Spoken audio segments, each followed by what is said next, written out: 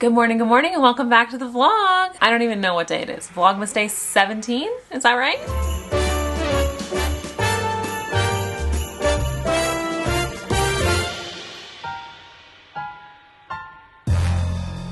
Forgive any chainsawing you hear in the background. I figured it out. They're trimming all the trees in my development, so the noise I've been extraordinarily annoyed at least has a source now. Today is my 28-week appointment. I know that yesterday we just did the bump date, but today I'm going to the doctor's. So come with me on my 28-week appointment. No, actually the bulk of this vlog is going to be a couples Q&A with Mario and I later today. So get pumped for that. But first we have to go to a doctor's appointment and check in on the baby. I feel like I look really cute today. That's why I keep like backing up and showing you my outfit, because I'm like, look at how cute I look today. Anyway, let's go. Hi. Hi. We just had our appointment. How do you feel it went? Very smoothly. All these like appointments that are sort of like in between the big ones are always so short. Yeah. Like the doctor's got such a cushy job.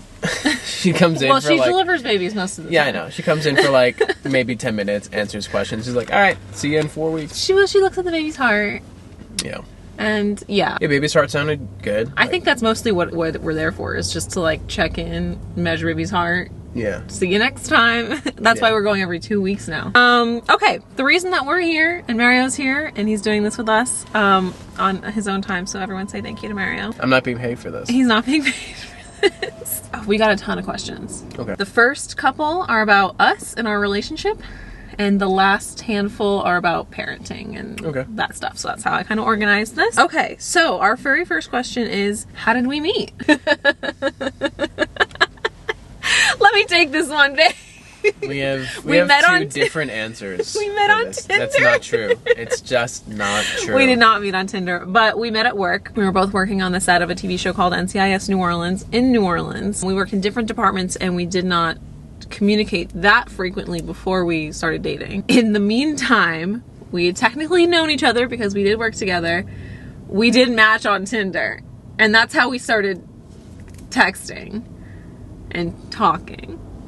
We had interactions because, so my job, I was an assistant location manager, and so I would be in charge of certain locations, and Rachel's boss, time market, timestamp, and so Rachel's boss liked to direct certain, like some of the second unit stuff, so Rachel would go along with him, and then I oftentimes was the location like rep at those things. So there was one of those second unit times we were shooting at a retirement home that we turned into a morgue, which I always thought was really morbid. Yeah.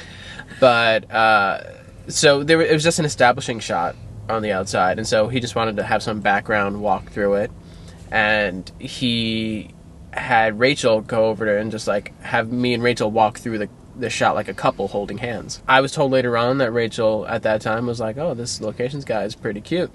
Yes. Which was confusing to her because at the time she was a full-blown lesbian. Yes, that's true. Yeah. I actually have pictures of that from the episode. Yeah. I have stills of us walking.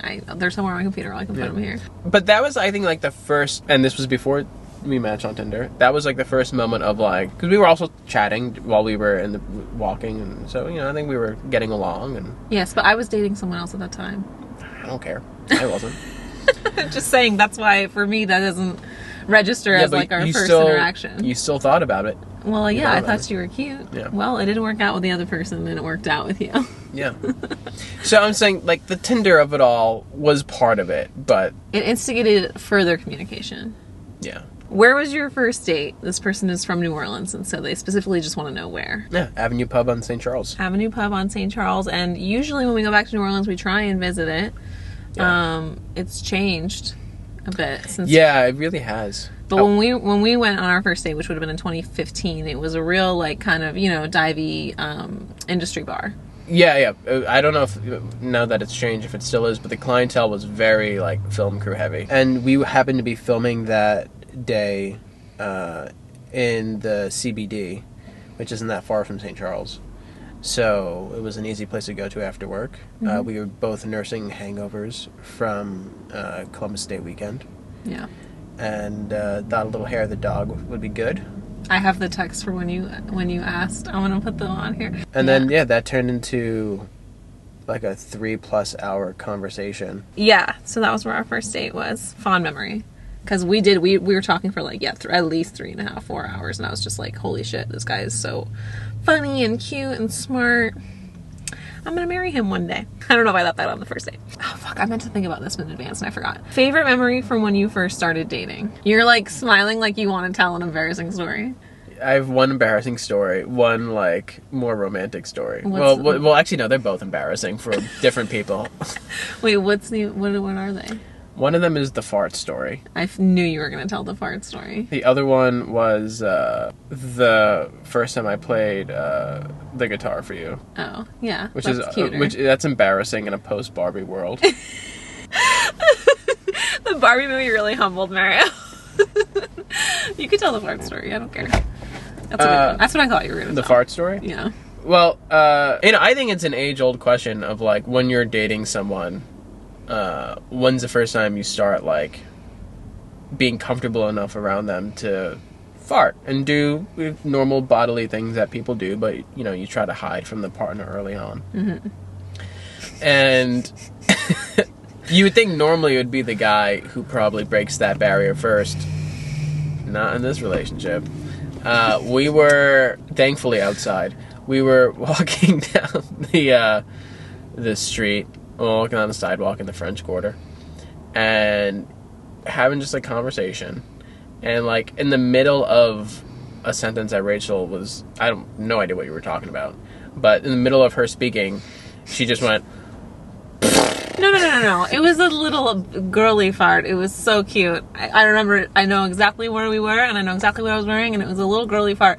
To the point where I thought I got away with it for a second. So it was not big enough that it was obvious, because I was really trying to play it off. It was like a da-da-da-da-da. Either way, it was certainly loud enough for me to notice it. Yeah, once it came out, I knew I talking. wasn't going to get away with it. Yeah, but you tried. You just kept talking. Which I guess kudos to you. Honestly, though, best part of my life, because it stopped us from having to like pretend that we didn't fart. I hate that like first few weeks or months of a relationship. Yeah, I would like, I think most people do, which is like just like store it up until you can't store it anymore, and then excuse yourself to the bathroom and let her rip. Yeah, 100%. Yeah. And I'd been doing that, and we've been spending a lot of time together. We'd been like spending time overnight at each other's places, and it was like, oh my god, when can I just doing be a chaste person? things. We were just reading, just hanging out, holding hands, books together. But like, I was just like, oh, so I mean, as embarrassing and as I remember that moment being, I was just like kind of relieved, because you were so like, you laughed. Well, I bet you were relieved. I was relieved physically and emotionally, because you laughed, and like it was chill and it was hilarious and it was awesome, and we've been farting in front of each other ever since. Oh yeah. I don't think this relationship would have lasted that long if we had to still pretend that wasn't happening. What about yours? My favorite memory from when we first started dating. I mean, I want to tell the I love you story.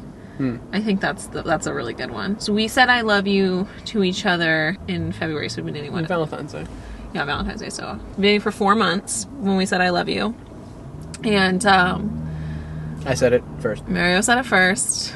But I was like I wanted to say it. You know what I mean? Like we both kind of wanted to say it at the same time. It was Valentine's Day. We'd had this amazing day that Mario had planned. We went into an escape room, which we used to do all the time, and we loved doing it. And we escaped.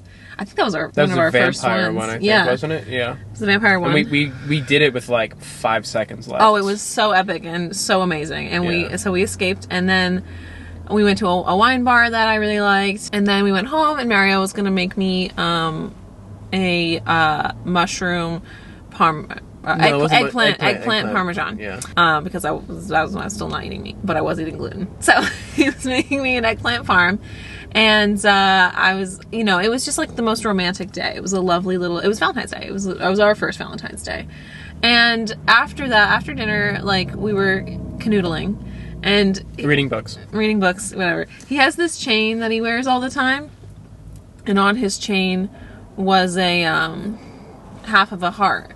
Do you still have it on? I have the little piece of it. I was going to say mine broke. Yeah, yours broke too. But I have too. the little stem of it. Yeah, because this was like 7 or 8 years ago. Yeah. And so, yeah, it was a little stem. It was a little half of a heart. And his said, I know, which of course, we're huge Star Wars fans. So whenever I say I know, that's the, Han, Leia, I love you, I know. So it was kind of like an unspoken thing that we were like about to say I love you to each other. And so I saw that and I just immediately knew, like, there's another half of this necklace and that half says I love you, and that's how he's gonna do it. But I saw it because he was wearing it. So I was like, oh my God, like, and you were like, you were obviously not ready. I wasn't yet. For that moment yet. Didn't you had like it. planned the moment, yeah. And we had sort of jumped it a little bit. So he was like, no, my friend has the other half. Yeah. And I was like, who the fuck is who? And then he has like his best guy friend in New York. He was like, Pat has the other half. And I was like, why? Why would you have like such a little romantic trinket with Pat? Like, what the fuck? That doesn't make any sense. And he was so flustered, and I knew I'd caught him in a lie, and I was just gonna let him get out of it. I was like, okay, sorry. Yeah. What the fuck? And then later that night, we shouldn't have been reading books so aggressively. Later that night, we were dancing. Outside. Yeah. And then that's when he said, I love you. It was so beautiful. We were like underneath the stars. We were dancing outside to some music. And he said, I love you. And then he gave me the other half of the necklace. And I believe I said, I fucking knew it. I love you too. Postscript to that, fast forward to us getting married. Yeah. And now on our wedding rings, we have... I probably can't show it on camera. It wouldn't show up. I have a picture.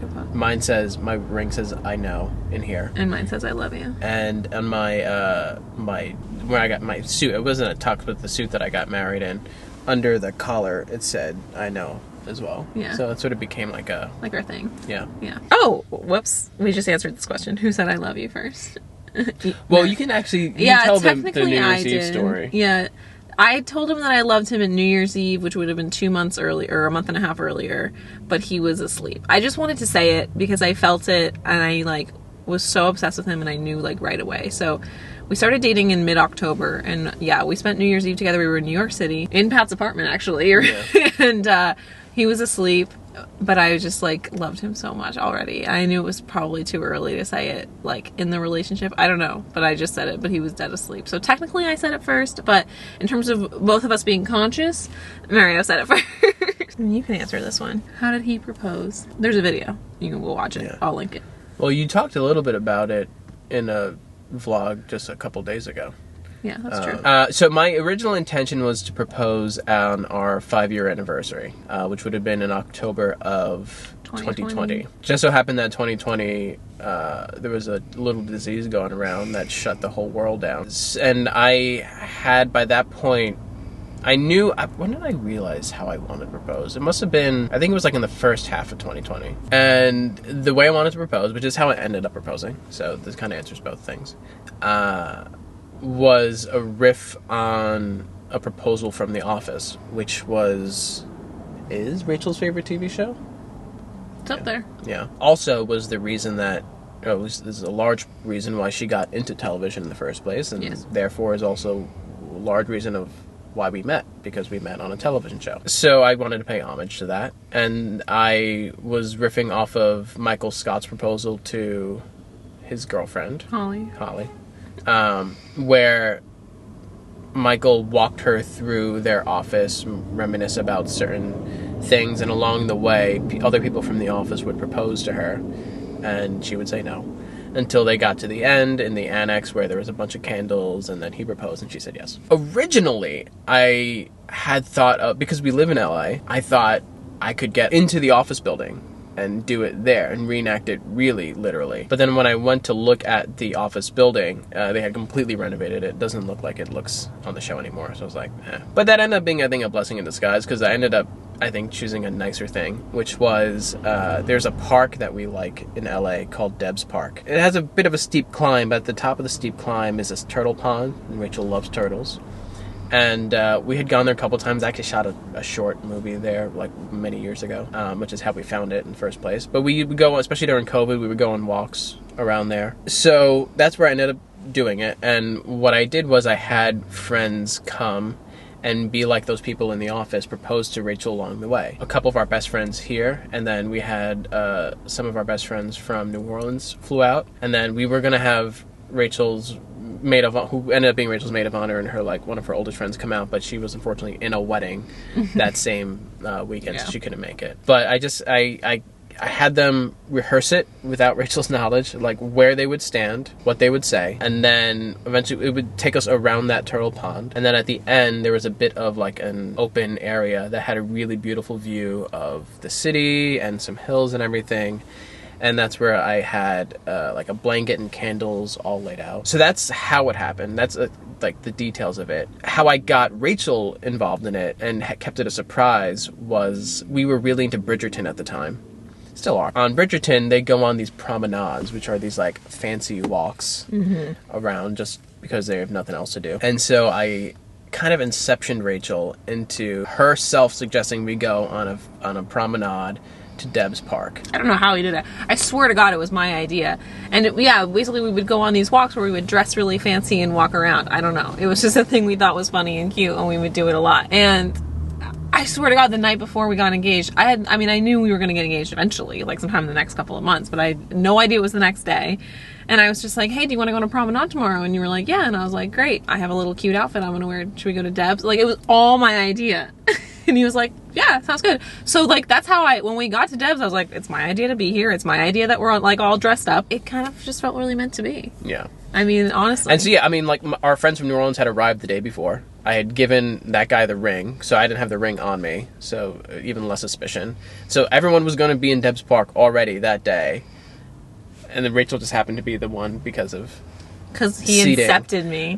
Who suggested that we go there really that day at that hour that. when they were going to be there. I don't know how he did that, but anyway, if you want to watch the whole thing, it was recorded by Mario's friend, so check it out. Link below. Okay, 2 more relationship questions. How was your first year of marriage? I think it was really good. There was like a certain amount of like post-nuptial bliss that felt like a revamp of the honeymoon phase of our relationship. Yeah. Like, for sure. First of all, the wedding was the best day of both of our lives. Yeah, like such an absolute blast. Everything going perfectly. Everyone having a great time. Yeah.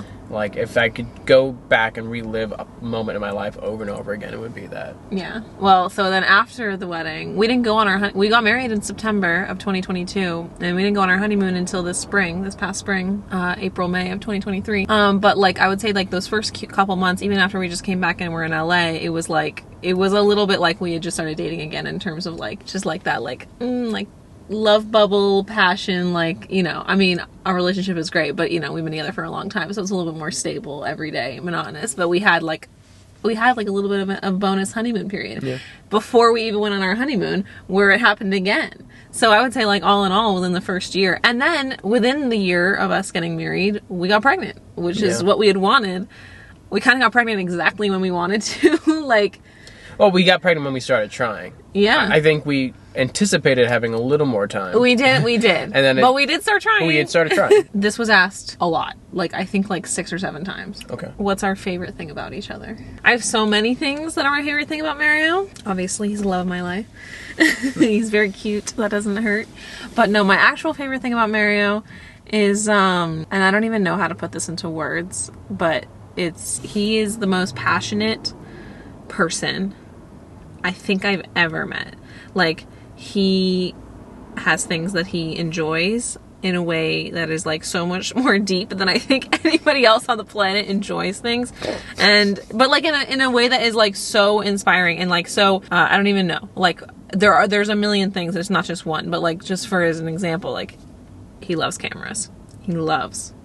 Okay, no person on this planet knows more about cameras and lenses than my husband. He is, and that's the other thing, is that you're so smart. So you're passionate, but you're also like highly motivated to educate yourself about things that you're passionate about, so that it's not just coming from nowhere.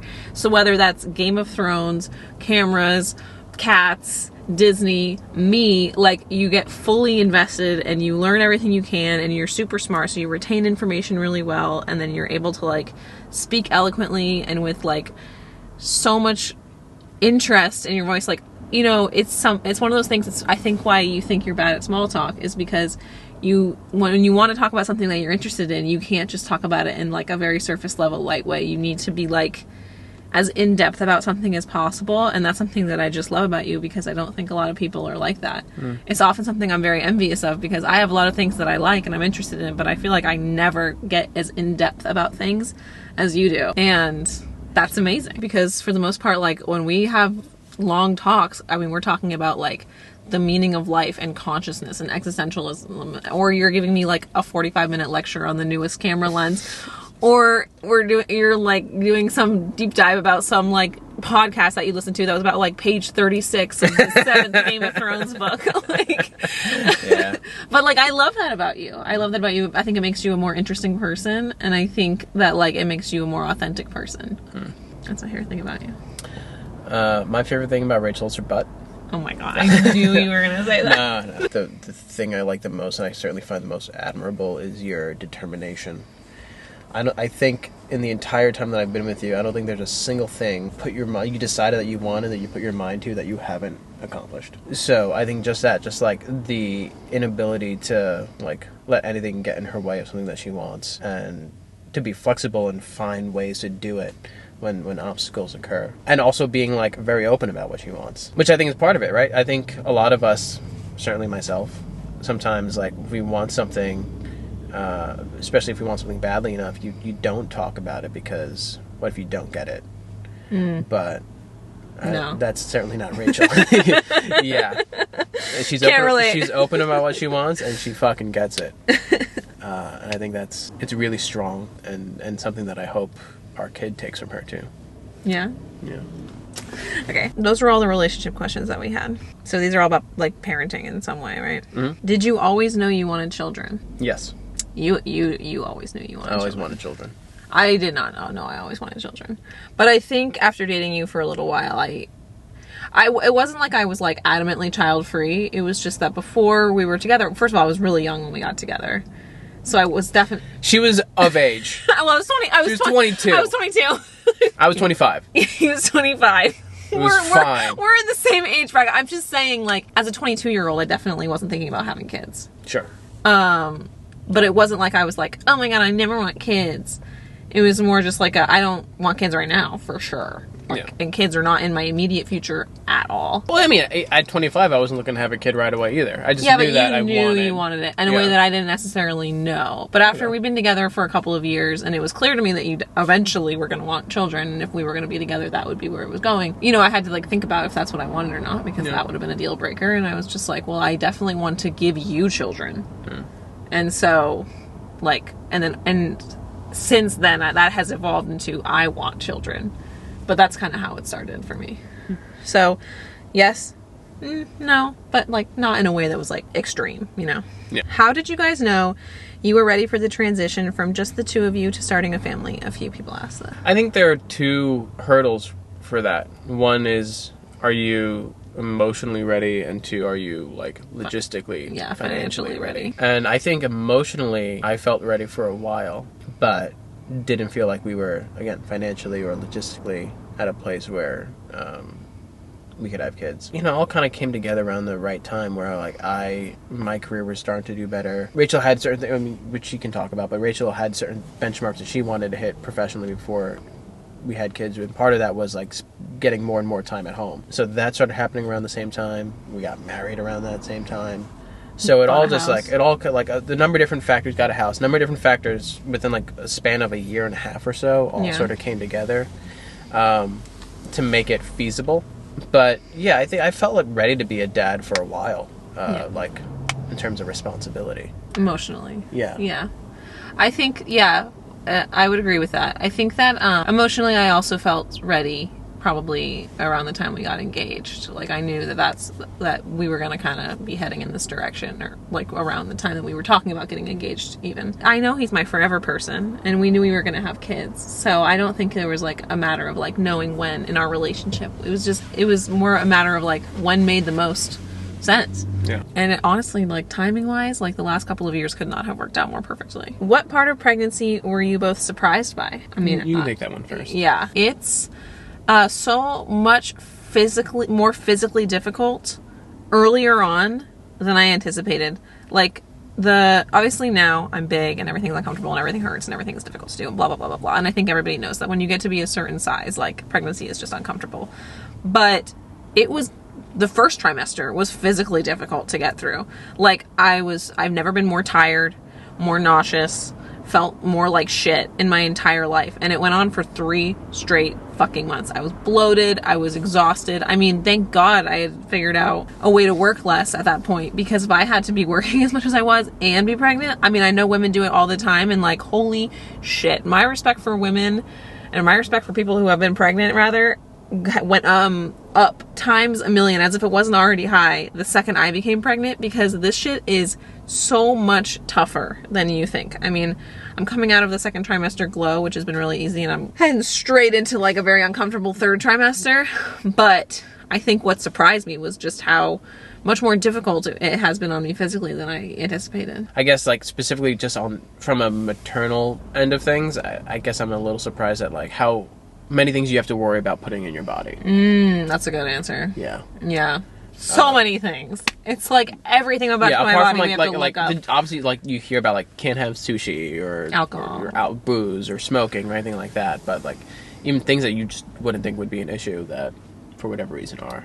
From a paternal side, I think the most surprising thing for me is how tough it can be to not be able to do anything. Like, when I see Rachel being uncomfortable, or all the things that have nausea, all the unpleasantries that come with pregnancy. Like, there's nothing you can do other than just, like, rub her back and, like, get her through it. Get me chocolate. Get you chocolate. You've been really good about getting me chocolate. When, like, obviously, like, the person you care about the most is her, and then the next person you care about the most is the person inside of her, and you want to make things as good as possible for them. I wish I could be pregnant instead of Rachel. Things like that. He does say that a lot. And so when things aren't going well, it's a really frustrating place to be in, and that's something that I didn't foresee, didn't really think about before. I wish you could be pregnant. Yeah, you would definitely be handling this better than me. Just in terms of like physical fitness, perhaps. But this is not at all a reflection on like how I think Rachel is doing, because I think Rachel is doing a fantastic job. It's just like, it's tough. Yeah, it is tough. Yeah. Okay. This was asked the most. I don't even know how many, like 10 plus times. Some variation of this question. Are you scared of how a baby will change your relationship? No. Yeah, it's so interesting that question was asked the most out of any other question, and I have never thought about that.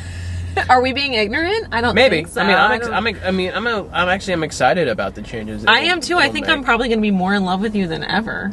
Yeah, because I think you talked about this a little bit when you were talking about in the first year after marriage, which is like, we've been in a stable relationship for a long time, and I don't know if monotonous is too strong of a word, but like, we've gotten into like a rhythm with each other. Yeah. And this is going to break up that rhythm. It's going to break up that rhythm, but I think in a really fun way. I think the first few months are obviously going to be tough with the lack of sleep and breaking. We're not that ignorant rhythm. to the difficulties of a newborn. But I think it's just going to be such a net positive. I mean, we wanted this. This was a planned pregnancy, a planned child, and like we've now stated a couple of times, a very planned path in our life. Yeah, and I'm really confident in Rachel's ability to be a mother. So, and Mario's going to be like the most bomb-ass dad in the whole world. And I'm like excited for like our co-maternity paternity leave when we have nothing to do but to just hang out with each other. And this fucking hair thing, I'm going to kill it. Like, I'll be busy, you'll be cleaning, you'll be cooking, like I'll be nurturing a baby and recovering from a traumatic medical event. I'm aware of all of that.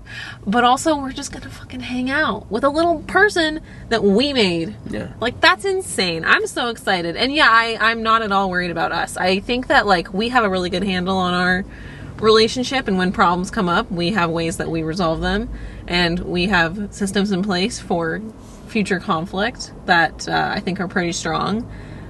So in terms of like things that we can't predict, yeah, I'm sure a million things are gonna come up and we're gonna fight about 1,000 different things about this kid. No fucking question about that. But I think we're like super well equipped to handle that. And ultimately, we're just gonna have the best fucking time with this baby. Yeah, and even like with those fights, like we just said, I think we both have mutual confidence in each other and like trust that we want what's best for the kid. So even if we disagree on like the methodology of a certain thing, a way of doing something, like I think hopefully we both remember that like underneath that is like we're both both of our intentions are for like to maximize like the potential and health and happiness of the kid. Yeah. And even if we're trying to go up at it from different sides of the mountain, we're climbing the same mountain. Yeah, I agree. And I think we're both similar in so many ways. And we've also had so many conversations about how we want to raise the kid and like all kinds of things. I just think that there will be very few things that will hopefully get in our way of just being like bomb-ass parents. Yeah. If there's anything I'm like concerned about, it has nothing to do with the relationship. It's more like outside of the relationship, like Are we ever going to see our friends again? basically. Yeah. Yeah. That's a concern, actually. Okay, that was our couples Q&A. Thanks for doing that for me, baby. No problem. That's fine. I enjoy being a font of wisdom. Did you feel you were able to express everything you needed to? I think so. Yeah, I think so Yeah. too. I think I was maybe too verbose at times. So. Well, that is often the case with you. That's okay. Maybe we'll make a long vlog. People love a long vlog. Plus, this is how people are going to get to know you. Not that you really give a shit about that. Yeah, I don't. I prefer being a mysterious Aloof. background character. Aloof. Yeah. Okay, well, he can go back to being a mysterious background character, but I get comments all the time that people love your whiskey segments. Oh, that's nice. Yeah. I enjoy them too. All right, Mario's going to go to work. Yeah. And so am I. Yeah. All right. Love you, baby. Love you. Should we kiss again? Okay. Okay. I totally forgot to end yesterday's vlog, so thank you guys so much for watching. I hope you liked our couples Q&A. This vlog that I'm shooting right now and the vlog that you will see tomorrow is jam-packed, so definitely make sure you're subscribed. See you tomorrow. Happy Vlogmas. Bye.